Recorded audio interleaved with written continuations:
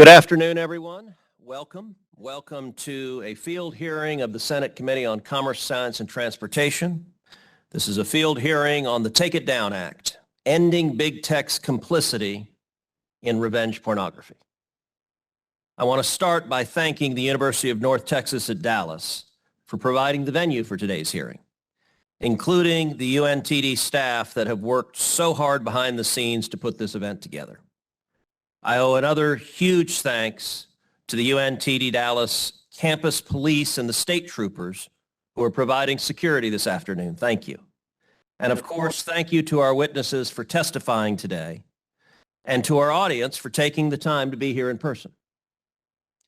If you are a victim of revenge or AI-generated explicit imagery in the internet age, your life changes permanently. You most likely are a woman or a young girl. And you most likely have been targeted by someone you know. And if you do not happen to be a celebrity, you most likely are still struggling to have the images of you removed from the internet. The scourge of so-called revenge pornography is not new. It has been with us, sadly, for decades. However, new generative AI tools have made creating realistic, yet fake, explicit images and videos of real people easier than ever. Due to advances in technology, now anyone can become a victim. And it's increasingly affecting a particularly vulnerable population, teenage girls. High schools across the country are seeing an explosion of AI-generated, sexually exploitative images of female students. Thousands upon thousands upon thousands of them. These images are often created and spread by male classmates. We've seen almost identical cases in New Jersey, where a male classmate created and shared fake, sexually explicit images of their underage female classmates. We've seen it in Illinois, where boys altered dozens of their female classmates' prom photos to create fake nude images. We've seen it in Washington, where a boy at a dance uses AI to virtually strip his female classmates' dresses off. We've seen it in California, where 3 separate schools around Los Angeles, in Beverly Hills, Calabasas, and Laguna Beach, have had incidents of students using AI to create inappropriate, sexually explicit images of their classmates. We've seen it in Florida, where middle school boys created sexually explicit images of their 12-year-old and 13-year-old classmates. And we've seen it here in Texas, where a boy targeted a group of female friends and shared realistic but fake sexually explicit images. In each case, this cruel filth was then sent to classmates, further exploiting and embarrassing the victims. I suspect that there are many, many more instances that are never reported to law enforcement and that don't make the nightly news. State lawmakers across the country have been taking action, including here in Texas. But the online nature of these would-be crimes demands a federal solution to provide peace of mind to all victims. That's why earlier this month, I was proud to join with Senator Amy Klobuchar, a Democrat from Minnesota, to lead a bipartisan group of 14 senators, 7 Republicans and 7 Democrats, to introduce the Take It Down Act. Also joining me last week in introducing this legislation were Senators Shelley Moore Capito, Richard Blumenthal, Jackie Rosen, Cynthia Lummis, Ted Budd, LaFonza Butler, Todd Young, Joe Manchin, Bill Cassidy, John Hickenlooper, Martin Heinrich, and John Barrasso. Since then, Senators John Thune, Roger Wicker, and Marco Rubio have all joined with the effort as well. And there is a companion bill underway in the United States House being led by Representative Maria Salazar. Our bill has garnered support from over 40 organizations across the political spectrum, including organizations that are both left-leaning and right-leaning advocacy groups across the political spectrum. It's garnered support from unions, from law enforcement, and from industry. As the support for this bill plainly indicates, this is not and should not be a partisan issue. And it is imperative that Congress act quickly to protect the victims. The Take It Down Act will make it a federal crime with real jail time for publishing online non-consensual sexually explicit images of another person, with heightened penalties if the victim is a child. This applies even if the image is AI generated, and it also applies in cases where the original image was created consensually, but the depicted individual did not consent to its publication. It also makes it a crime to threaten to publish these images online, thereby covering the associated problem of sextortion, which we're seeing more and more targeting young people. In addition, the Take It Down Act is the first of its kind to incorporate a notice and takedown requirement for social media and other websites that allow users to post these images. This means that TikTok and Twitter and Snapchat and Instagram will have processes in place to receive and to immediately act upon complaints from victims. Notice and takedown is a critical remedy for victims who want the images and all the copies of them removed so they don't spread further, especially in cases where the victim may not even know who initially posted the images. As the Supreme Court stated in a 2014 case concerning restitution for the possession of child pornography, quote, "Every viewing of child pornography is a repetition of the victim's abuse." This is no less the case for victims of non-consensual, so-called revenge pornography, and for victims of realistic but fake, computer-generated, deep-fake, sexually explicit images. While many social media companies purport to have a zero-tolerance policy for posting non-consensual sexual content, in practice, it can be very difficult for victims who file reports to have the images removed. The Take It Down Act ensures that social media prioritizes reports from victims, and if they don't comply, it empowers the Federal Trade Commission to pursue enforcement actions. The Take It Down Act has been referred to the Senate Commerce Committee, where I sit as the ranking member. It is one of my top priorities that this bill be placed on the next committee markup so that it can be passed out of committee and that it can receive Senate floor consideration as soon as possible. I now want to introduce the witnesses who are here today for this hearing. We are honored, in particular, to have testifying two 15-year-old victims of AI-generated sexually exploitative images. We have Ms. Francesca Mani of Westfield, New Jersey, and we have Ms. Elliston Berry of Aledo, Texas. Almost unbelievably, both of them were victims of this heinous activity in the very same month, October of 2023, while living nearly 2,000 miles apart. Today, they are together in person for the first time to ring the national alarm bell, to tell their stories on the growing spread of deepfake, sexually exploitative images of minors, nearly all of which are targeted at young girls. Being a victim of this horrendous practice is deeply traumatic. Choosing to speak out about it on a national stage with TV cameras requires another level of courage and verve. Thank you to both of you for being here. I know it's not easy. Thank you for telling your story. Thank you for having the courage to tell your story for other young girls and other young boys who might be victims of this going forward. Both Francesca and Elliston are accompanied by their equally tenacious mothers. Elliston's mother, Mrs. Anna McAdams, will also be testifying today.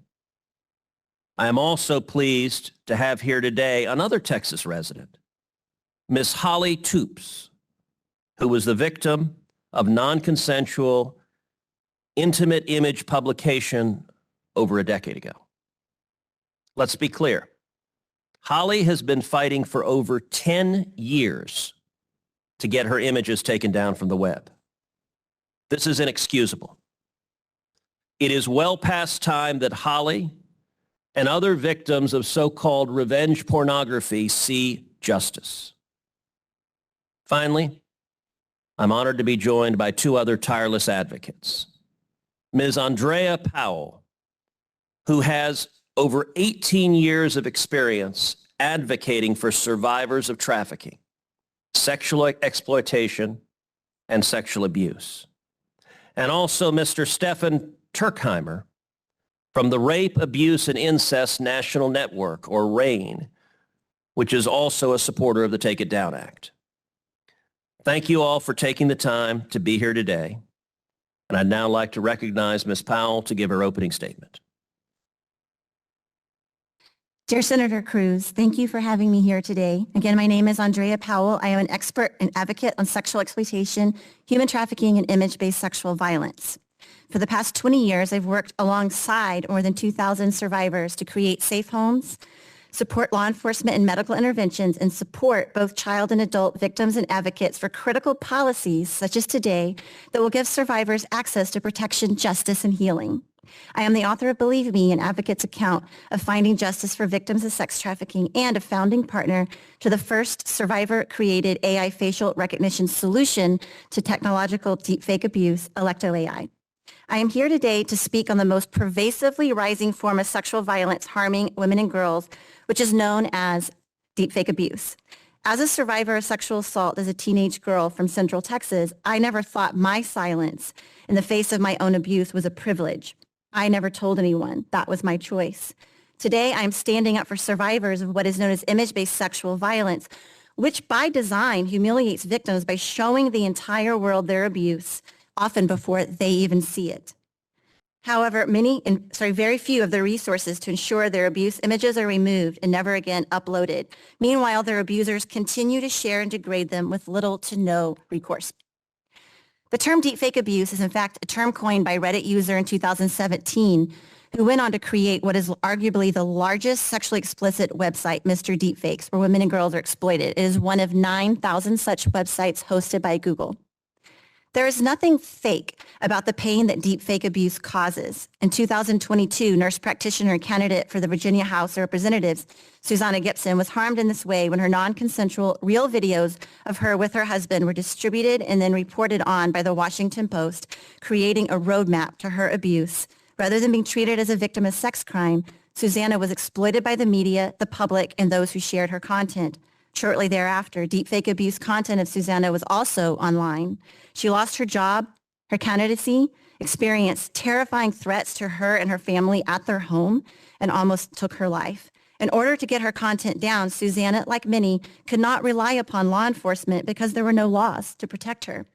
Like most victims of deepfake abuse, Susanna had to create her own digital rape kit, painfully locating each abuse image, contacting each platform and website, hoping they would take mercy on her and take the content down. Most did not.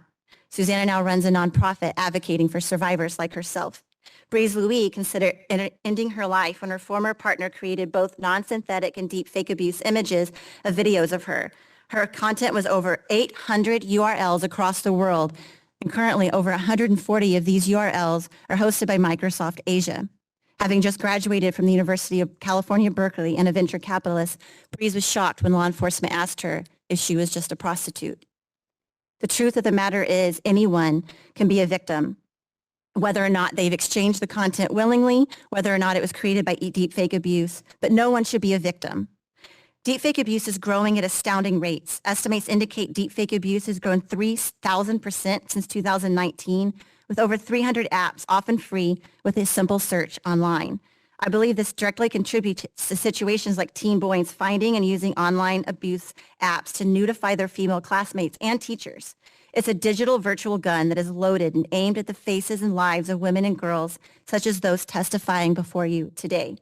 So you have the app stores that monetize the apps, the software developers that create it, the platforms that host it, and the websites that explicitly create a form of organized sexual violence that is coordinated and monetized. Some creators make over $20,000 a year. They hire assistants, in fact. Deepfake abuse has become a dark culture that celebrates the abuse and sexual exploitation of women and girls. A simple look at the forums of websites like Mr. Deepfake show there's a culture emerging that validates the creators, even young boys, and rewards the violence. While tech platforms like Meta and Bumble laudably partnering with efforts such as Stop NCII to remove images, the abuse still remains. I earlier mentioned a young woman named Breeze Louis. Breeze went on to found the very tech solution that she needed in her darkest hour. Electo AI uses AI facial recognition software to partner with platforms and give individuals their consent back.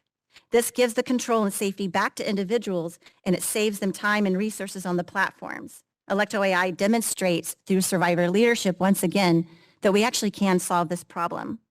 Survivors should have laws that match the crime. Perpetrators should be held accountable. And I stand before you today with the hope that we can make that possible because we can stop deepfake abuse. I know we can. Thank you, Ms. Powell, for your testimony, and thank you for your advocacy speaking up on behalf of victims everywhere. Mrs. McAdams. Thank you, Senator Cruz. On October the 2nd, we woke up to the news that devastated our lives forever. The previous day, a fellow classmate decided a fate for my daughter and her 8 friends that they would never have imagined for themselves. He decided to take beautiful, innocent pictures off of their social media platforms and impose nude body parts onto them using an AI app from Google called D&GG. On Snapchat, he made multiple accounts. He friend requested people and blasted them the fake nudes of the girls. It is important to draw attention here to the fact that he didn't just take someone else's nudes and put their faces on them. Instead, he took their actual bodies and used AI to make the images look even more real. These images are child pornography. These girls were 14 years old. Their innocence was taken that day. In just 24 hours, everyone in their social group had seen these pictures and they were being sent out to the entire high school. That week became a nightmare. Some of their friends asked him why he was doing it, and his response was that he wanted to go out with a bang and he wanted to ruin the girls. In today's world, those words are some of the scariest. We live with school shootings on a regular basis in this country. You could only imagine the fear those words caused the girls. Would he come to school with his intent to hurt them? Would he kill himself, hurt himself? The girls didn't want to go to school at all that week.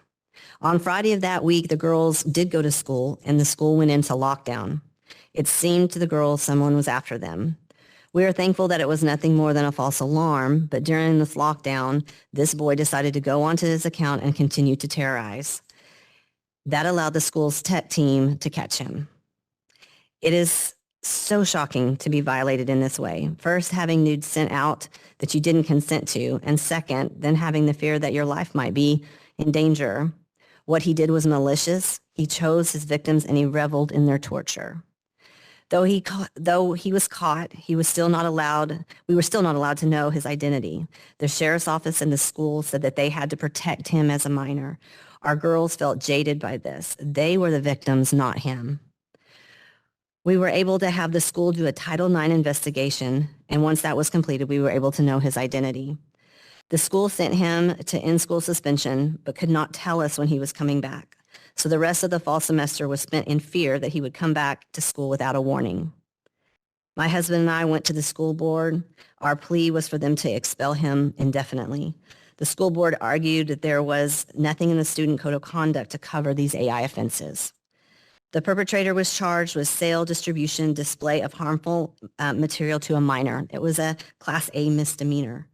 Instead of having our day in court, Our Parker County determined that he was not a harm to anybody and just gave him probation. When he turns 18, his record will be expunged. He will walk away unscathed. However, our girls will forever live in fear that when they apply for a job or go to college, these pictures might resurface.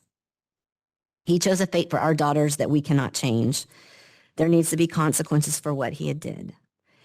If we do not have stricter laws and punishments for this type of crime, it will only increase. We are thankful that our girls have family, friends, counselors who support them.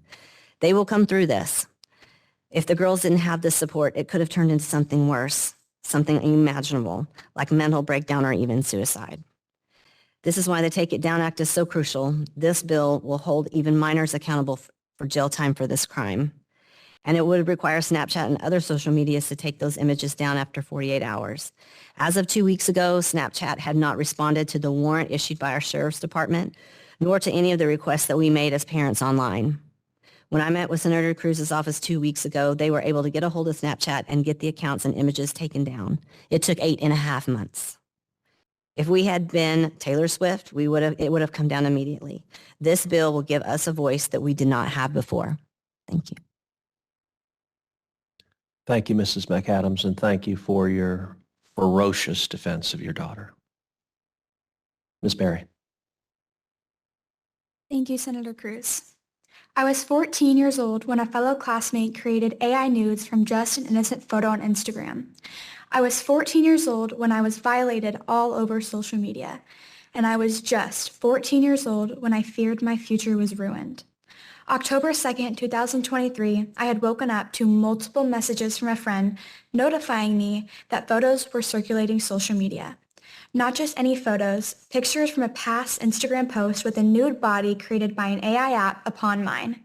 Fear, shock, disgust, and disbelief were some of the many emotions that filled my head in that moment. I was left speechless as I tried to wrap my head around the fact that this was occurring. Having to admit to your parents was shameful as I still felt responsible and began to blame myself. As I attended school, I was fearful of the reactions and opinions people had. We live in a society that is built on social media, so I had been convinced at least the whole school had seen these images. And to this day, the number of people that have these images or had seen them is still a mystery. As it took 8.5 months to get these images off of Snapchat, that doesn't wipe the photos off of people's devices. Every day, I will live in fear that these photos will resurface or someone could easily recreate. As these pictures were being passed around, I still attended school and was expected to act like all is well. I felt unprotected walking through school. Safety was never a concern of mine until these photos spawned. The school was little to no help. As I said, it was out of their control. The spread of AI nudes is unpunishable because it isn't considered child pornography. But as a victim of AI deepfakes, it has created a tremendous amount of pain, and this is why I come here and share my testimony. My goal is to prevent any other student from undergoing this issue. Cases of students, female and male, are appearing every single day, and the people behind this malicious act do not have any consequences. My intent is to give victims the voice they never had and hopefully turn this horrible situation into something good. Thank you. Thank you very much, Ms. Berry. Ms. Mani. First off, a huge thank you to everyone who has taken time out of their insanely busy schedules to be here. It means a lot to me to be able to share my story and ask you to do the right thing by putting laws in place to protect women and teenagers like me. On October 20th, I found out that a few of my classmates created AI nude images of me and other girls in my school without our knowledge and our consent. Now, what is consent? Consent is clearly and willingly agreeing to something without any pressure. Well, we did not agree to anything. Despite not seeing the images ourselves and hearing assurances that they have been deleted, what happened on October 20th to me and the other girls is unacceptable. No child, teenager, or woman should ever experience what we have experienced. I initially felt shocked, then powerless and angered by the absence of laws and school policies to protect us. Now I am determined to push for reforms.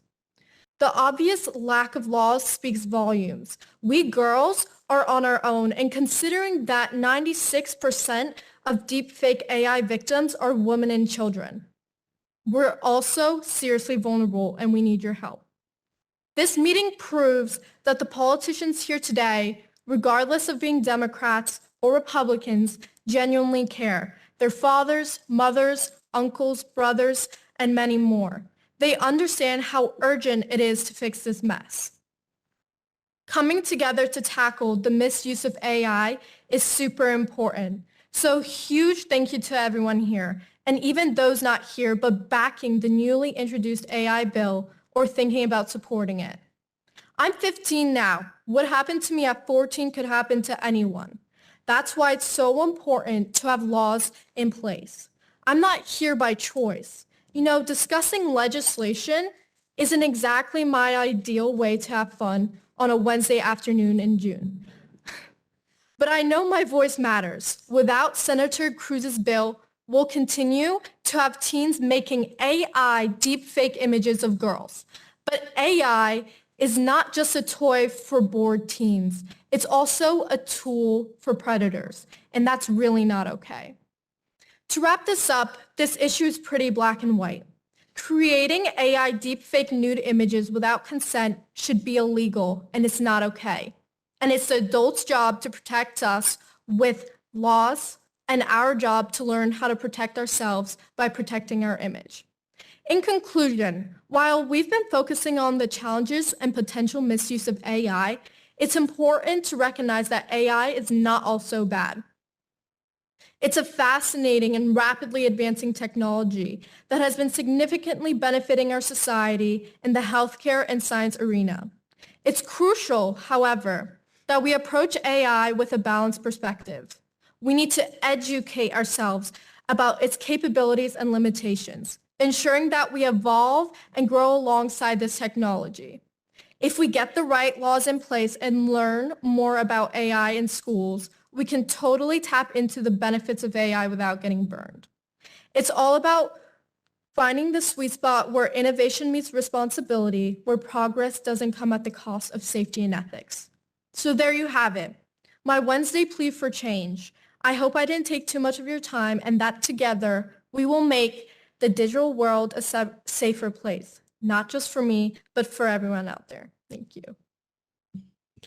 Thank you very much, Ms. Bonnie. And let me say thank you also to your mom who's here with you today and who was with us in D.C. 2 weeks ago as well. Thank you for sharing your story. Ms. Toops. Thank you, Senator Cruz. Over a decade ago, I suddenly found myself in a disturbing and unfamiliar universe. Intimate images that were of a personal nature had been posted on a website and shared with the world. As I entered this alternate universe, I wasn't sure what to do. I was overcome with an eerie feeling knowing that there were people in real time looking at my body without my consent. But it was not just pictures. There were horrible comments, threats, and personal information posted about me. I immediately felt unsafe in my own home and uncomfortable in my own skin. Everyone in my hometown was talking about the website. When I was in public, I was approached by strangers who had no boundaries. They had, after all, seen me topless. They felt like they knew me and they assumed I wanted the attention. As soon as I was able to get myself together, I emailed the website explaining my pictures were posted without my consent and requested that they be removed. This was, after all, an egregious invasion of privacy, right? I was confident they would agree and that would be the end of it. However, they said they would be happy to remove my photos for a fee. Shocked, I responded I would not be paying to remove my photos they had posted without my consent. I would, however, hire a lawyer. I wasn't sure, however, that I could afford a lawyer, so I first sought assistance from law enforcement. However, there was little they could do. At that time, sharing intimate photos without consent on the internet was something new and the laws had not caught up. I reached out to a lawyer who agreed to send a letter to the website demanding the removal of my photos. But nothing legally could be done, he felt, as they were protected by Section 230. It looked as if they were free to do as they pleased. This was not acceptable to me. How was it that they were protected and I was not? But this time the photos had been shared and saved on other websites, compounding the trauma. Someone suggested I contacted a private investigator to see what they could do. He agreed to help me, and within a few days, my pictures were removed from the original website. As you can imagine, I breathed for the first time in months. He warned me, however, that that might not be over, and I found myself checking the website to be sure that my pictures were not back up. Wake up, pour coffee, check website, repeat. Just when I began to feel like it was over, they were up again, this time on the front page. The perpetrators bragged about their ability to do freely as they pleased because they were protected by Section 230. From there, my photos continued to be shared from website to website. It was like a whack-a-mole trying to get them down as they continue to pop back up. The comments, the harassment increased. With the help of the investigator, I met with another lawyer who agreed to help me. I had gathered names of other local women posted on the original website. He agreed to assist them too. We filed a lawsuit naming the host site as well. Unfortunately, at that point, when I chose to stand up for myself and fight for my privacy, the harassment got worse. The original site was eventually shut down by the courts and the site owner identified. After some time of wallowing in depression, I became angry. This could not stand. I reached out to my state representative, which led me to connect with then Texas Senator Garcia and Texas State Representative Gonzalez. I had the honor of contributing to Texas passing the Relationship Privacy Act, aimed at safeguarding Texas from this unwarranted harm. While they were able to determine who started the website, I was never able to confirm who posted my photos and how they got possession of them.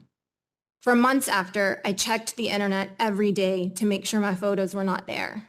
Every day it controlled me. I often think of the messages and the threats that I received and of others who have gone through the same thing. It's really hard to put into 5 minutes what that year was like. These actions can inflict long-term psychological, personal, and social repercussions for the victims. I have gone through a lot of therapy to get past it. I'm still to this day amazed that with the click of a button, your body, your privacy, and your personal information can be exposed for the world to see. We have come a long way since my photos were posted without my consent. And while I'm grateful to see the progress has been made to protect others and there are protections being in place, there is still more to do. I think we can all agree on the importance of privacy. I think we can all agree that things of an intimate nature should be kept private and not disclosed to the world by individuals who seek harm. Additionally, that bad actors should not be permitted to create images with someone's likeness. Thank you for your time and your attention to this. Thank you, Ms. Toops, for telling your very difficult and harrowing story. Mr. Turkheimer. Thank you. Thank you, Senator Cruz. My name is Stephen Turkheimer, and I'm Vice President of Public Policy for RAIN. RAIN is the nation's largest anti-sexual violence organization. We created and operate the National Sexual Assault Hotline in partnership with more than 1,000 local sexual assault service providers across the country. Over 4.5 million survivors and their families have been helped by the hotline. We also operate about 30 hotlines for partners, including the DoD Safe Helpline for the Department of Defense. RAIN also carries out programs to prevent sexual violence, educate the public, ensure the perpetrators are brought to justice, and help organizations and companies improve their approach to prevention and response. Thank you for the opportunity to testify today on the critical issue of the distribution of non-consensual intimate images, often referred to as deepfakes, revenge porn, or non-consensual pornography. My testimony will outline why it's imperative for the United States to outlaw the creation and distribution of these images and provide survivors with a means to remove them from the internet and stop the cycle of harm. As you've heard from everyone up here today, victims of non-consensual intimate image distribution often endure significant emotional and psychological distress. Includes feelings of shame, guilt, anxiety, and depression. In severe cases, distress can lead to self-harm or even suicide. The emotional toll on victims underscores the needs to address these problems and for this bill to become law. Distribution of intimate images without consent can irreparably damage an individual's reputation, affecting their both personal and professional lives. Victims may face stigma, discrimination, and ostracism from their communities, workplaces, and social circles. The social consequences can be devastating and long-lasting. Sharing intimate images without consent fundamentally undermines an individual's autonomy over their own body and personal information. Consent is a cornerstone, as Ms. Monty was saying, of all interactions, especially those involving intimate or private matters. Outlawing non-consensual intimate image distribution reinforces the importance of consent and personal autonomy. And that's why it's so important that this actually becomes a crime, because criminalizing the distribution of non-consensual intimate images serves as a deterrent against malicious behavior. It sends a clear message that such actions are unacceptable and punishable by law. I want to underscore the lack of big tech support. Intimate images have been around forever. Deepfakes are new. It's the easy creation and distribution of these images that's created the real problem. We are standing on a precipice of proliferation of these images. We know how harmful they can be. But right now, there is nothing requiring the tech companies to fix the problems that they facilitate. Last week at the press conference, I told the story of a federal prosecution for identity theft. A woman had been in a brief relationship with a Navy captain and shared images of herself in the context of that relationship. After the relationship ended, he created a Facebook profile of her, friended all of her friends and new coworkers, members of her softball team, people at her gym, and shared those photos and more with them. There was enough evidence for a federal prosecutor to bring the case and for the jury to convict this person of identity theft. But Facebook, who was asked 400 times to take down the photos, would not, because they believed the fake profile was more real than the actual person. Big tech, they simply aren't going to fix the problem themselves. Big tech needs this bill. Survivors need this bill. We need this bill. Having legal recourse provides victims with a means to seek justice and hold perpetrators accountable. It also validates the experiences of victims, acknowledging the wrong done to them and offering a pathway to closure and recovery. I said earlier that RAIN runs the National Sexual Assault Hotline, where so many have found help. I reached out to them this week to gather some stories about people that have been dealing with NCII, and I was struck by how often it overlapped with contact offenses. This is not just a crime of the internet. It often flows from and leads to direct physical, in-person abuse. In many instances, technology-facilitated abuse overlaps. This has occurred at different points throughout the continuum or timeline of abuse. I'm just going to give a couple examples from people that have brought this up. Technology as a tool to facilitate contact offenses. The survivor was groomed by a much older man online. They said they were in an online relationship at 13, 14 with a predator and didn't know he was older. Technology used during abuse. The foster dad filmed himself hurting the visitor and also took photos of them. Then the visitor states that their mother has threatened to share explicit photos of them if they tell anyone that she has been allowing men to have sex with the visitor for money. There's someone that was sexually assaulted 3 years ago and took photos of it and now is being threatened by those photos being spread online. This is a significant and pervasive problem, and it's only going to get worse without help. So thank you, Senator Cruz, for advocating for survivors and giving them a way to take back control of their own bodies. Thank you for your time. Well, let me say thank you to each of the witnesses for being here, for the advocates who spend your time speaking out and speaking out against this abuse. Thank you for doing so. Thank you for your courage. And for those of you who have shared your own stories of being victimized, that takes extraordinary courage. It would be easy to say, I don't want to talk about what happened to me. And you've each made the decision that you're not going to do that. You're going to take the harder path of describing the pain and the hurt and what happened. And in doing that, you're making a difference. You're making a difference for young people. You're making a difference for women. You are making a real step to protect others and hopefully to prevent them from going through what you've gone through. I have to say, as the father of 2 teenage daughters, I'm horrified by what has happened to you. And I hope that your telling your stories will help build momentum to drive Congress to act. It's well past time to talk about this. We need to act. We need to take up this legislation. We need to vote on this legislation. We need to pass it into law. And I believe there needs to be real and serious consequences, criminal consequences, for doing to you what has been done to you. I want to ask each of you briefly a question. How important do you think it is to hold big tech and websites accountable for taking the content down? So I think it's immeasurably important because I've met with now over 50 survivors of image-based sexual violence, both adults and minors, and a mix thereof. And we identified 3 core areas of desperate need. And the number one resoundingly is having their images removed, because when we think about traditional offline sexual assault, which is also horrific, there's a post-traumatic stress factor, right? But you can't be post if you're always worried about the future of your violence being exposed online. As I've mentioned, there are technological advances, Meta with Stop NCII, but we need to do more. And we also need to recognize that there's ever emerging smaller actors and websites, and they too should be held accountable.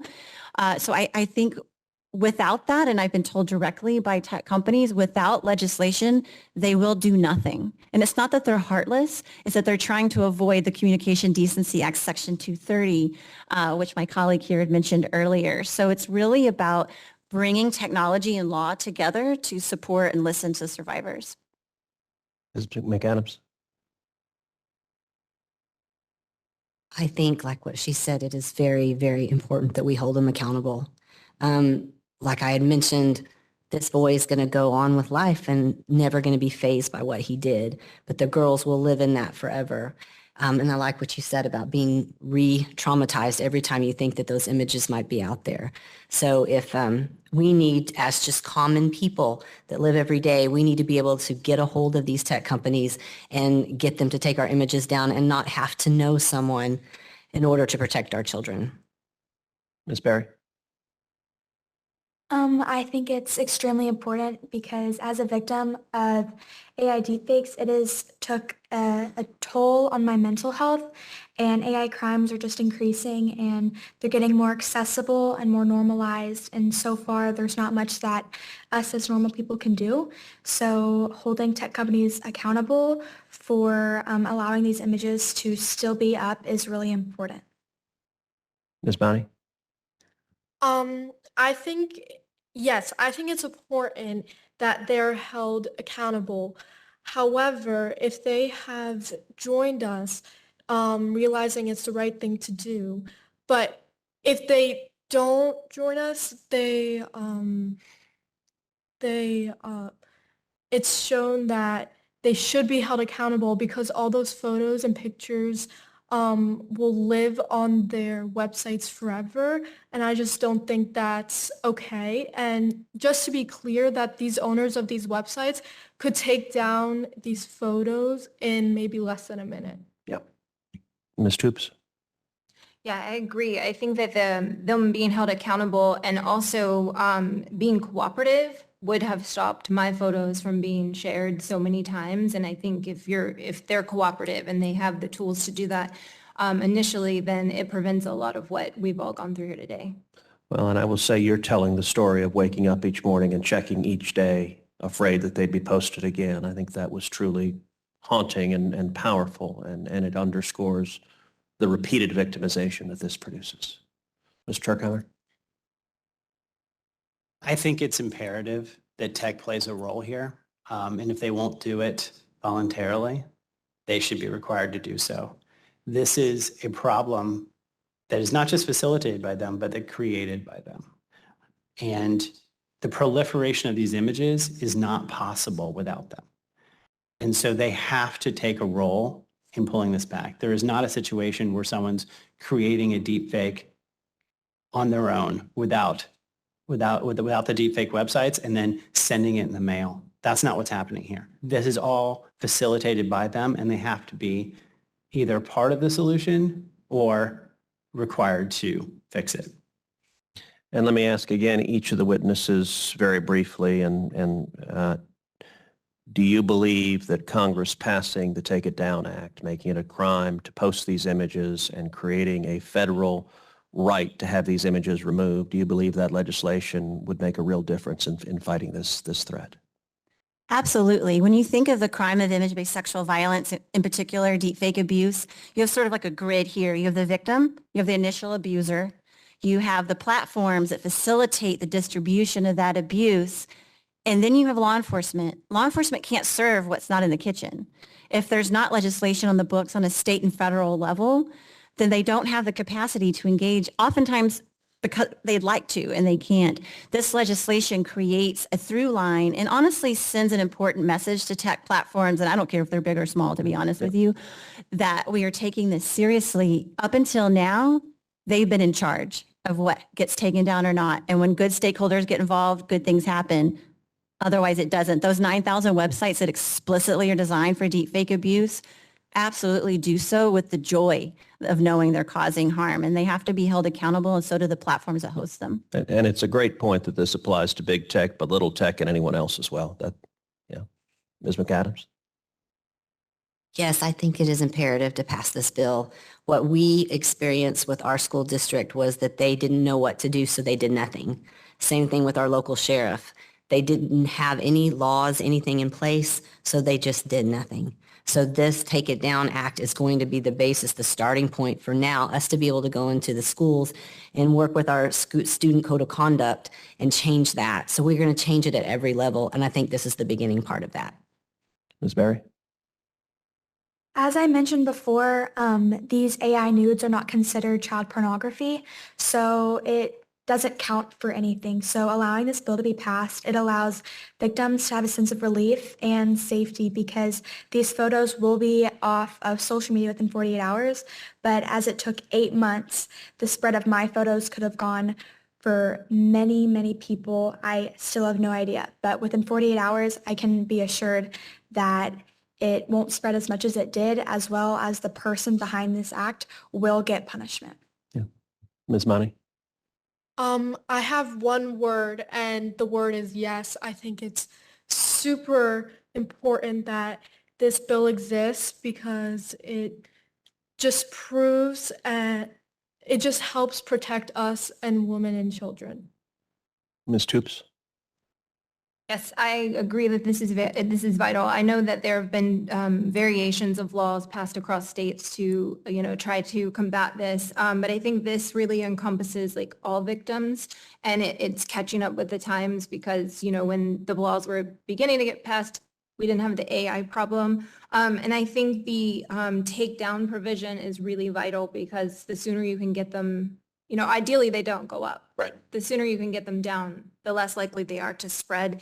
And then also the mention of the threat of the posting. That is just as bad. Living under the threat that someone is going to post it, it is just as harmful to victims as the posting. And so I think it's a great bill, and I hope that it goes through. Great. Mr. Turkheimer? Yes, I think it's absolutely important. I think that big tech, little tech, middle-sized tech, none of them are really prioritizing the protection of victims. And having a criminal recognition of this crime is a recognition of the harm that it caused. It's a recognition of the victims that are produced. And to get tech to take these things seriously, in order to take them down, in order to recognize them, in order to remove them, it requires that sort of criminal element of the charge. And so, yes, absolutely. Great. So now I'm going to ask questions of each of you individually, going a little bit further into the testimony that you presented. And I'll start, Ms. Powell, with you. Thank you for sharing your story, and thank you for advocating for victims. Can you talk about how image-based sexual abuse has changed over the years? Absolutely. So many of you here today are probably familiar with the avalanche of deepfake abuse that was created of Taylor Swift, Billie Eilish, and Ariana Grande. What many don't know is that much of the bodies that were used along with their faces in this non-consensual sexual violence act were the bodies of teenage and adult young women in what is infamously known as the Girls Do Porn case, in which girls were lured into San Diego and then ultimately sexually assaulted and filmed during those sexual assaults. While those perpetrators have been ultimately held accountable, sort of, what that shows is that what was non-synthetic abuse, but obviously quite horrific, is now being repurposed for new abuse content of other individuals. So what has changed is there's these overlapping intersections of different types of image-based sexual violence. And what's also, I think, quite important to point out is that while these Nudify apps and other sources are easily found online, as I demonstrated in my testimony, It means that young people are being exposed to this violence in ever epidemic ways, and it's shifting the narrative to think that things like this are okay. And I think as we're talking about big tech, and we're talking about law enforcement, we're talking about perpetrators, we need to think about the bystanders and what kind of bystander do you want to be? And I think image-based sexual violence is challenging that. I think that's very powerful. Right now, in your experience, are websites making it a priority to take these images down? Some websites are, particularly those who are compelled to do so or have received excessive heat to do so, like the Pornhub website. But we need to make sure that it doesn't matter your size or what's going on. You need to have a simple, clear understanding that this is about the survivor and their consent, and it's not up for debate whether or not you want to take it down. But right now, it's very much at the whim of those sites. Yeah. And I know you also have deep expertise in working with survivors of human trafficking. Can you share a bit about how image-based sexual abuse manifests in trafficking cases? Absolutely. And this goes for both minors and adults. Traffickers, just like everyone here, use the internet. And they quickly learned in the early 2000s that they could take photos of their victims and use those photos, one, to coerce them into not leaving for fear of those photos being distributed. Two, use those photos to market to individuals who wanted to buy them either without their consent or if they're a minor. And then ultimately, and I know this personally, there was a young woman who was mentally delayed. She was a young, in her early 20s, and she was in my office one day, and I was looking through a website called Backpage.com, looking for victims and working with law enforcement, and I saw her photos. Well, I knew that that wasn't her because she was down the hall in my office in a coloring book.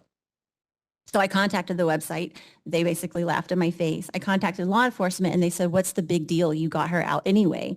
And what I responded was but the reason they're using her photos is because she looks very young. And 2 months later, a 16-year-old pregnant girl walked into my office, and she was the girl the trafficker was selling. So they were manipulating her images long after she was out of her trafficking situation. So when we think about, it's a coercive control. If you think something horrible is going to happen to you, it's more likely you'll stay in a bad situation, particularly if you're a child, for fear of not wanting more bad things to happen. And so that's how I see the intersection and where I think we need to have a coalescence of advocates and leaders in this conversation. Thank you, Ms. Powell. Mrs. McAdams, thank you again for sharing Elliston's experience. Thank you for everything you're doing to making sure that this never happens to anyone else's daughter. You said that you first learned these images were being distributed on Snapchat. Can you talk more about your experiences reporting the images of your daughter to Snapchat and what kind of response you got? Yes. So we started with the school, of course, and letting them know, and then went to Snapchat. Once we had figured out who the young man was, we pressed charges with the sheriff's department. So we did a warrant. And then I continued to go on to Snapchat and try to get somebody to respond. So you can't talk to anybody. You really can't email anybody. You just send in a form and you kind of explain what's happening. And then you never hear back from them. And I was told by the sheriff's department that don't expect to hear back. You're probably not going to hear anything back, even though we did a warrant. So we really felt like our hands were tied. We weren't going anywhere. We were getting no response. Well, and I will say, and you told this story some when you and I sat down in my office along with Elliston 3 weeks ago, and right before we introduced this legislation, and we sat and you told your story to me of what had happened. I asked in the course of the conversation, I said, are these images still up? And you said, yes, they still won't take it down. I've been trying for 8.5 months and they won't take it down.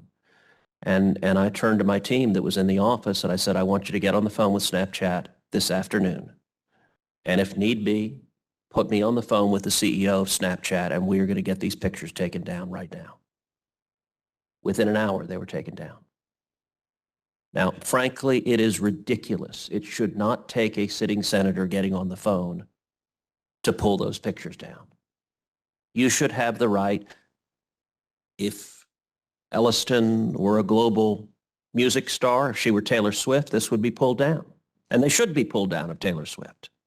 But they also should be pulled down for every teenager in Texas and every teenager and every victim in America. You should have the same right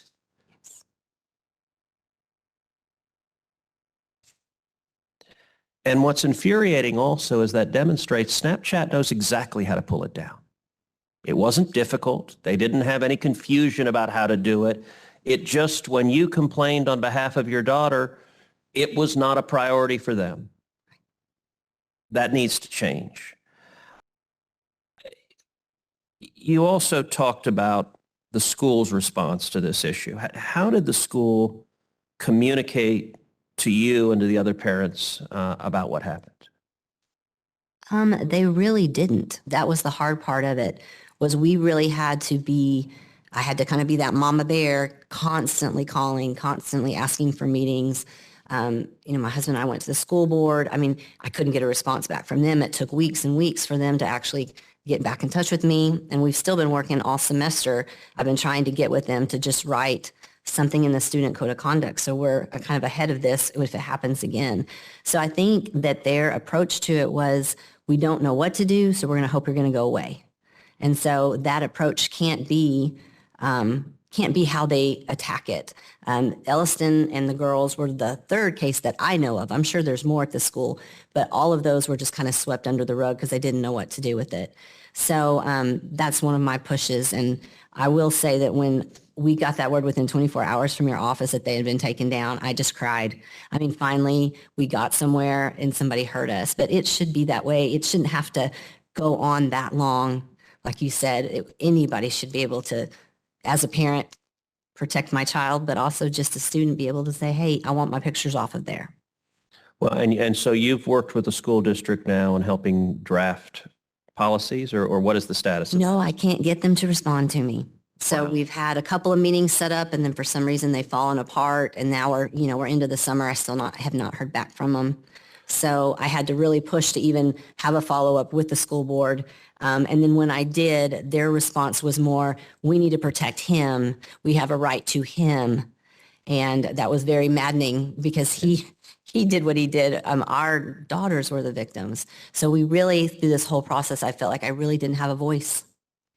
Well, that is infuriating. One of the things I hope when the Take It Down Act is enacted into law is making this conduct a federal crime and a felony. I hope one of the things it will prompt is school districts across Texas and across the country to adopt clear policies against criminal conduct. That should be one of the next steps in response to this legislation. Can you also just describe you're obviously a mom who loves your daughter deeply. What was it like as a mom to go through this experience, and what was it like for you personally as a mom? It really was devastating, to be honest. As a parent, you always think you're going to be able to protect your child, and we had no way to navigate through this. So as she's crying, as she's going through every day, she's a very social person, loves everybody, never meets a stranger. And I just saw her kind of resort into kind of a shell and kind of become somebody that she really isn't. Since he's not been back this semester, I've seen her kind of come out a little, but she's always going to live kind of in the fear that something could appear. And then for me as a parent, I don't have any way to protect her. Anybody could do this. And so this is one step closer to, as a parent, being able to protect my child. Well, and even though the images are down from Snapchat right now, you don't know if someone has copies saved on their phone. You don't know what other copies might appear sometime in the future. Yes. Thank you. Ms. Berry, let me say, and Elston, we've spent a little bit of time together. You've got a lot of courage. And by the way, Elston, both you and Francesca, y'all are doing an awesome job. You're both really articulate and brave, and you're telling your story powerfully. So thank you for both of you in particular. Allison, tell us, how did you feel when you first found out what had been done to you? I was terrified. It was something I had never even thought could happen. And seeing that these images were on my phone, I was shocked. I was scared, and I didn't know what to do. It was terrifying knowing that these photos were going around without my consent and without my knowledge, and this was happening to my friends, and I felt hopeless. Now you had a friend group that you went through this together. How did the other girls who were targeted, how have they dealt with this? I mean, all of us were 14, 15, and we had just entered high school, and seeing that these images were going around, it scared all of us. We're freshmen in high school, and it just felt like our whole 4 years of high school was all coming down in that moment, because we'd always heard that your freshman year is most important. It keeps you on track. And 2 months of the school year, it's all fallen apart. And thankfully, I'm so blessed to have that support around me. I felt supported and I didn't feel alone. And I think having a group was very beneficial, but some of the many victims don't have that, and they don't have anybody to run to or to comfort them and help them. And I think it's really important to allow everyone to know that this is happening and you aren't alone if this is happening. Well, look, and I hope your experience of speaking out and fighting to change the law, I hope that helps you gain ownership of what happened and gain control. I think that will be part of moving on, and I hope that it is. And so thank you for doing that. Thank you. Francesca, thank you also for being here. Thank you for your courage.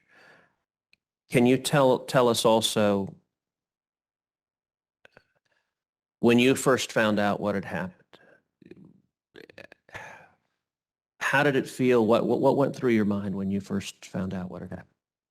Well, at first I was shocked, and, I did cry a little bit, but in the end, I was just really mad because my school didn't have any updated AI school policies, and I think that's very important, because if I had that AI school policy, I wouldn't be here sitting and stating the obvious, because AI school policies protect us in our schools, and I think every school in the U.S. should update their AI school policies.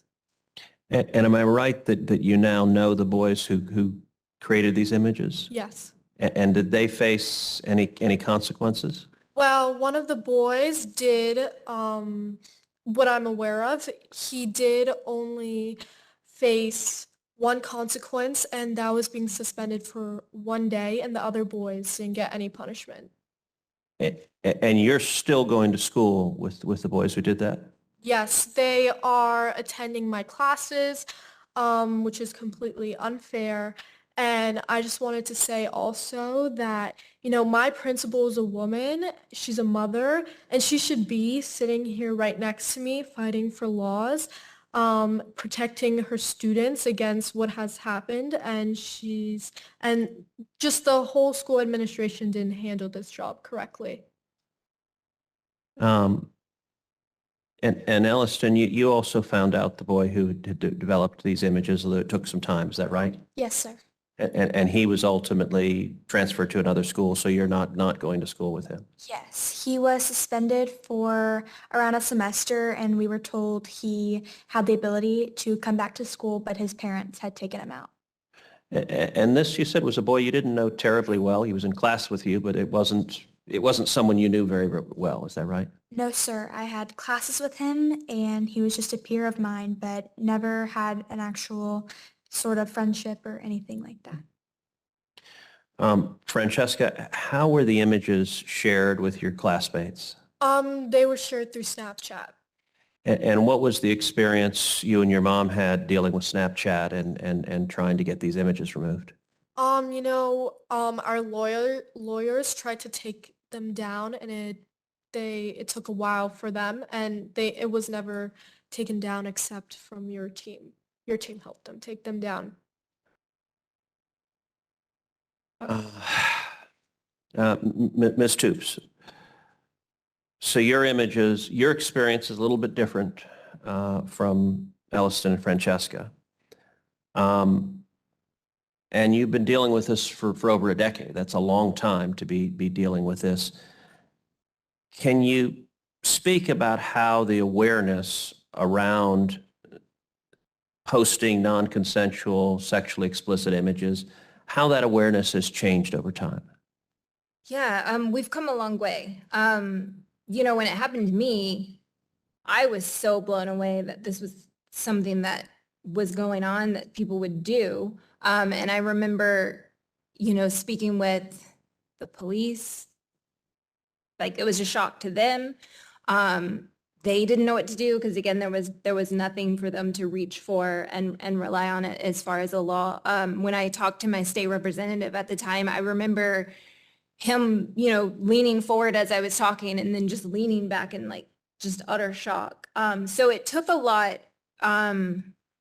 of me having to educate people. Well, first I had to figure out what was going on to myself, and then understanding the issue and then helping others understand. And it was really difficult because it was still kind of new, and the people that it had happened to understandably didn't want to talk about it because it was traumatizing. And then, when you did speak out publicly, there was a lot of backlash and a lot of harassment that came with it. So it was hard to kind of get the message out there of what was going on and get people to understand it. And at the time it initially occurred, did people understand how serious it was, or has that understanding grown in the past decade? I think once they wrapped their head around what I was explaining, because it was so foreign to them at the time. And so I think once they wrapped their head around it, they did understand the seriousness. The thing that I think was the underlying thread for everyone was privacy. That's such an invasion of privacy. Right. How is this happening in the first place? But also how come no one is responding and stopping it? And are the images still online today? As we sit here today, I'm not sure. At some point, I had to stop looking. There was a point when they were so vast across, so many places. And the investigator that was helping me worked really hard to just constantly go after them. But as we sit here today, I don't know. I stopped looking because I just no longer wanted to be controlled by that. But I wouldn't doubt it. And can you describe a little more your experience trying to get websites to pull them down and how they responded? Yeah, so as I stated, my initial response was to tell the website because I just figured, it was user generated. They didn't know any better. And that didn't work out. And so the police, and then my next step was the law enforcement, and they didn't really have any way to stop that. And then the first lawyer sent the letter, which was ignored. And then I went to the investigator and he did whatever he did to kind of get them temporarily down. And then they came back up and they were ultimately only ever removed from the original site by the courts when I ended up hiring an attorney and filing a lawsuit. And were you ever able to figure out who had posted the images, where they came from? I was not. We were able to figure out who started the website and who was, operating it. But I was never able to figure out, I had a lot of thoughts of how, because some of the photos that were posted had never been sent to anyone. So, obviously I went into thinking, was my computer hacked, like all the things. So that was, another scary thing was some of them had never been shared with anyone. But no, I still don't know. Thank you. Mr. Turkheimer, thank you for traveling to Texas today. I'm sorry it's so hot. This is summertime in Texas. We can't help that. But come in November and it'll be beautiful, and you can get shorts and you can go play golf. There is a trade-off we get. Your organization, RAIN, plays a very important role in protecting victims of sexual assault and abuse by running the National Sexual Assault Hotline. It's my understanding that RAIN has received millions of calls from victims of sexual violence over the years. How often does RAIN receive calls and reports about image-based sexual abuse? It's a really good question.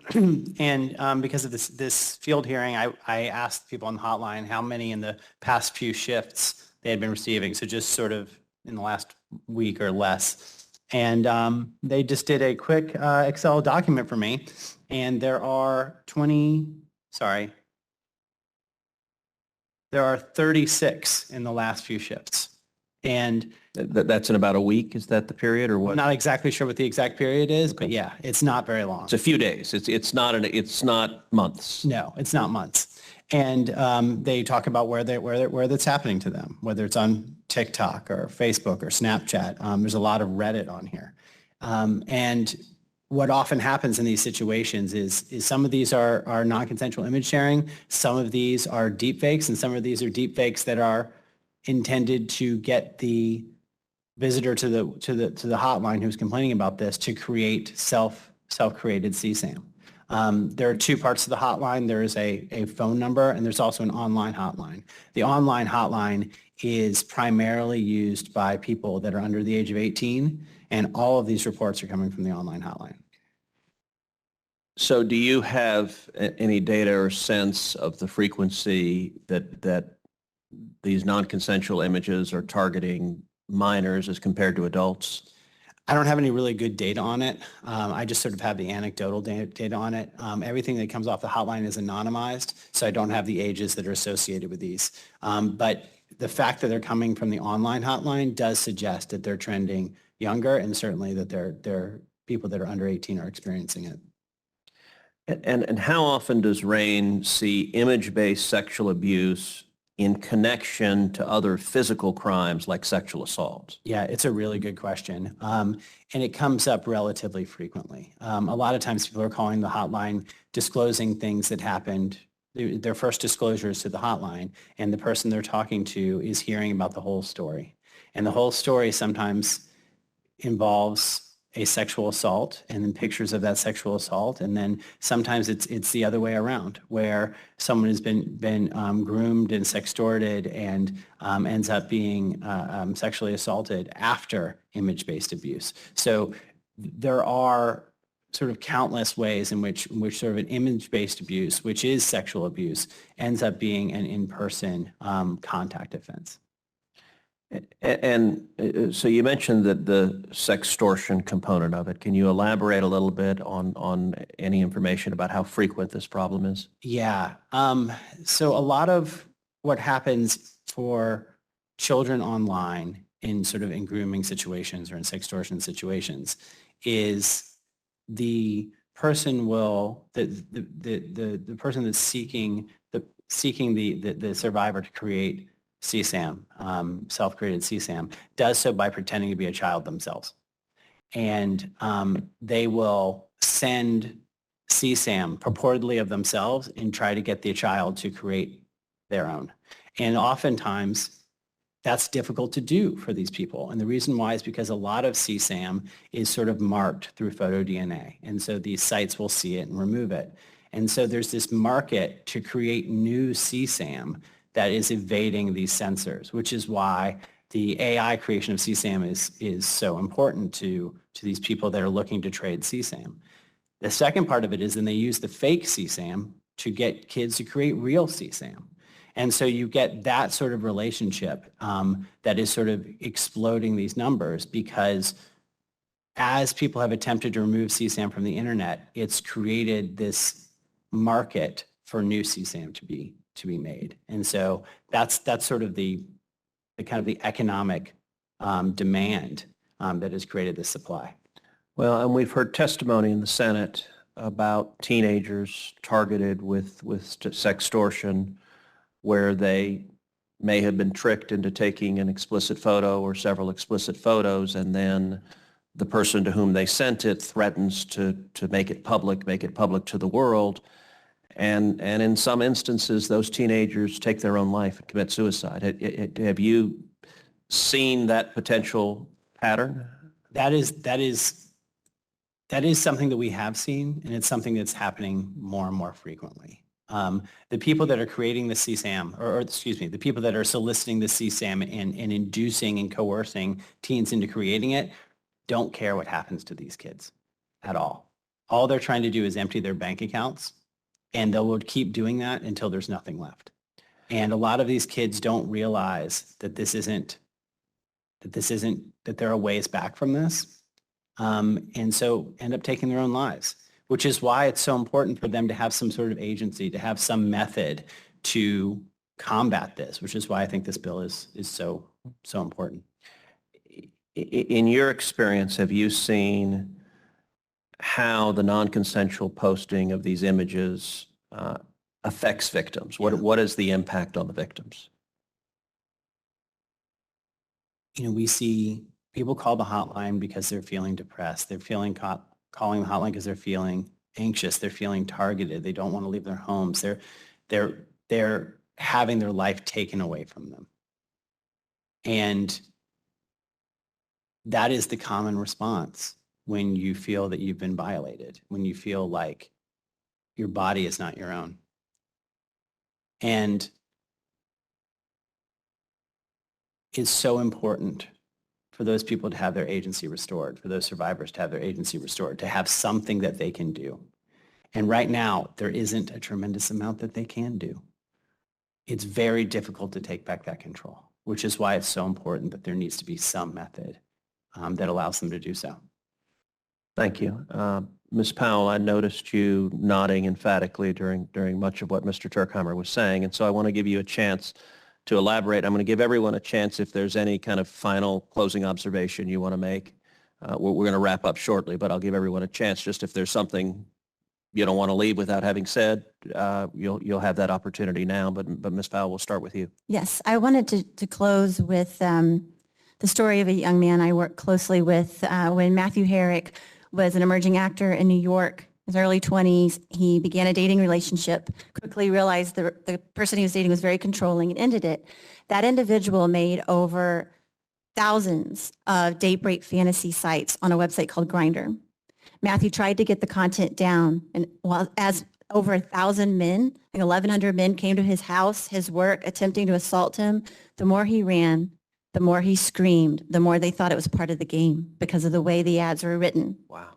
He was targeted so badly he had to move country. He joined forces with, I believe, the most indomitable attorney in this field, Kerry Goldberg. Together, they went all the way to the Supreme Court trying to get Matthew's content off Grindr. To this day, it's still there. And he is an internationally renowned advocate, still living in fear. And he's one of the bravest people I know. And I'll close with this. There was another young woman who was desperate as a young actress, had $50 in her bank account, was told by a photographer, take these images and I'll pay you, but no one will ever know it's you. They even signed a document. Within 2 years, her images were all over the world and became one of the most infamous nude images on Playboy magazine. That was in the 1950s, and that young woman's name is Marilyn Monroe. We've been fighting this for that long, and it's time we actually do something. Wow. That's horrific and powerful. Mrs. McAdams? Yes, I'd like to say something about, since all this started and everything we've been getting, all this traction with it, I've had at least 3 or 4 moms reach out to me with their daughters having the same thing happen to them, even to the point that, like he was talking about, somebody shared her images, then groomed her, and then he showed up and raped her. So it's like, whoa, I can't, stories that are coming out. And so I just think that this is a good starting point to maybe stopping this abuse against our children. Ms. Berry? I just wanted to say that no student or anybody for that matter should fear for their safety, which is why this bill is so important, because it ensures the protection of all victims and allows schools to take issues like this seriously. Thank you. Ms. Monty? I just wanted to say that schools around the U.S. should update their school AI policies so students know how to protect themselves against it. And I just think we should have more laws being put in place to help protect these women and children. Ms. Toops? I just want to say thank you to yourself and to the other senators who have signed on to this. I understand that, the world changes and moves pretty swiftly, and we have to continue to revamp our laws to keep up, but I didn't expect to still see this happening, a decade after we tried to combat it the first time. So I'm hoping that, if this federal law will cover more victims and deter more, and give, like he was saying, give people the ability to be able to be themselves again and to, take back control of their lives. Mr. Turkheimer? Yeah, I'm very grateful for your advocacy in this area, and I think that survivors, past, present, and future, will be grateful for it as well. There are not great methods for taking back control, and there absolutely need to be. And when you have a situation where, you try to upload a SNL clip that is recorded on Saturday night, and you try to upload it on Sunday morning, and it immediately gets taken down, and images that they know are child sexual abuse or images they know are sexual abuse just get replicated over and over and over again, is a situation where the platforms are prioritizing the rights of NBC Universal over people like this. And it's going to take an act of Congress to change that. Well, thank you. I want to thank all of our witnesses today for being here, and especially Elliston and Francesca as teenagers telling your story. That you demonstrated a lot of bravery today, and I think a lot of people heard you, and that's true of all the witnesses.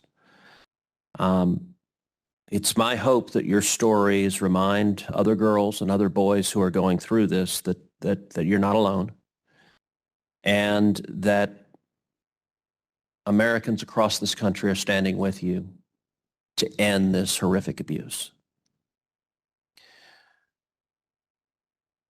As we've said throughout this hearing, image-based sexual abuse is not new. You heard from Ms. Toops that she's been fighting for justice in her case for over a decade, and your resilience is inspiring. Every witness today knows this is exhausting and an emotionally draining fight. I'm confident that the bipartisan support we have for tackling this issue will cause Congress to act and act decisively to address non-consensual sexually exploitative images online. Perpetrators will be held accountable, and victims will have an additional tool, enforceable notice and takedown. There are multiple bills pending in Congress to address this problem. Many of them are good and positive bills that I support.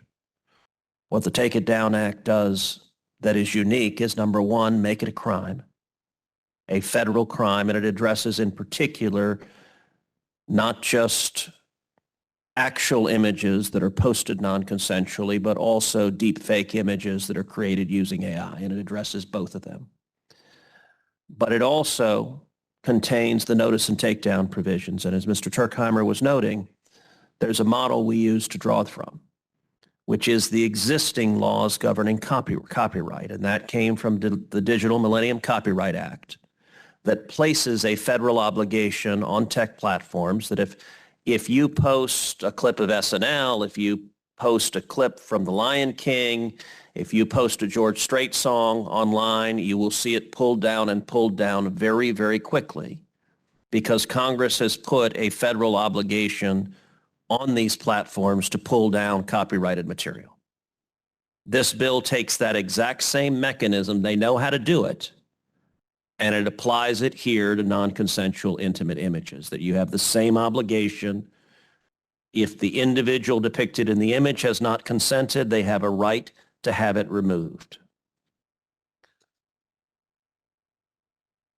I'm hopeful that this field hearing will help build momentum.